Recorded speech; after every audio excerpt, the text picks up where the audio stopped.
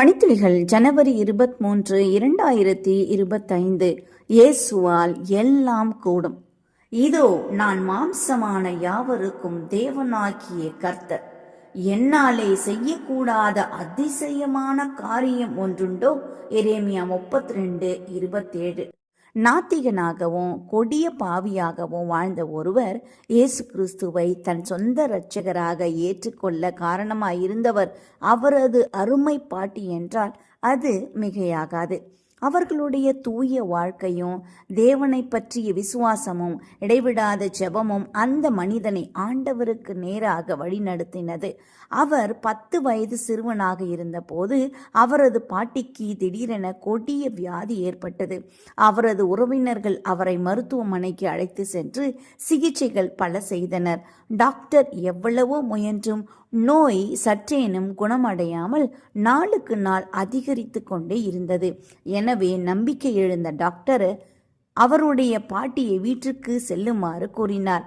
அவரது உறவினரும் அவ்வாறே அழைத்து வந்தனர். வீட்டில் இருக்கையில் தன் பாட்டி அடைந்த வேதனையை கண்ட ஊழியர் ஒருவர், கர்த்தாவே, இந்த தாயாரை அதிக வேதனைக்கு ஒப்புக்கொடாமல் அவர்களை உம் சித்தத்தின்படி நடத்தும் என்று உருக்கமாக செபித்தார். அந்த பாட்டி உயிர் பிழைப்பார்கள் என்று எவரும் கருதவில்லை. படுக்கையில் கிடந்த பாட்டி திடீரென தன்னை ஜெப வீட்டிற்கு கொண்டு போகும்படி கூறினார்கள். அவர்களின் குடும்பத்தார் அந்த ஜெப வீட்டிற்கு செல்ல ஒழுங்கு செய்தனர். ஜெப வீட்டிற்கு சுமார் 1.5 கிலோமீட்டர் முன்பே அவர்கள் ஏறி சென்ற வண்டி நின்றுவிட்டது. பாதை இல்லை. இனிமேல் அவர்கள் நடந்துதான் செல்ல வேண்டும். மேலும் அந்த ஜெப வீடு ஒரு மேடான இடத்தில் கட்டப்பட்டிருந்தது. நோய்வாய்ப்பட்ட பாட்டியை அவர்கள் எப்படி அங்கு கொண்டு செல்வது என்ற கேள்விக்கு விளையடித்தாற்போல் அந்த பாட்டி, நான் நடந்து வருகிறேன், என்னை ஒருவரும் தூக்க வேண்டாம் என்று கூறி ஜெப வீடு வரைக்கும் நடந்து சென்று அனைவரையும் வியப்படைய செய்தார்கள். சில நாட்களுக்குள் வியாதியும் அவர்களை விட்டு அகன்றது. இது மட்டுமா?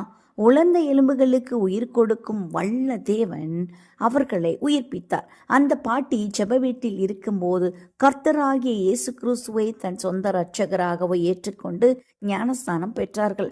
அங்கேயே 7 ஆண்டுகள் தங்கி ஊழியம் செய்தார்கள்.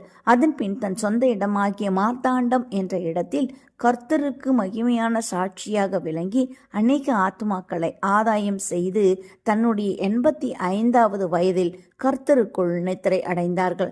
நம்முடைய வாழ்க்கையில் இப்பொழுது உள்ள சூழ்நிலை நிலையானதல்ல. நீங்கள் காற்றையும் காண மாட்டீர்கள், மழையையும் காண மாட்டீர்கள்.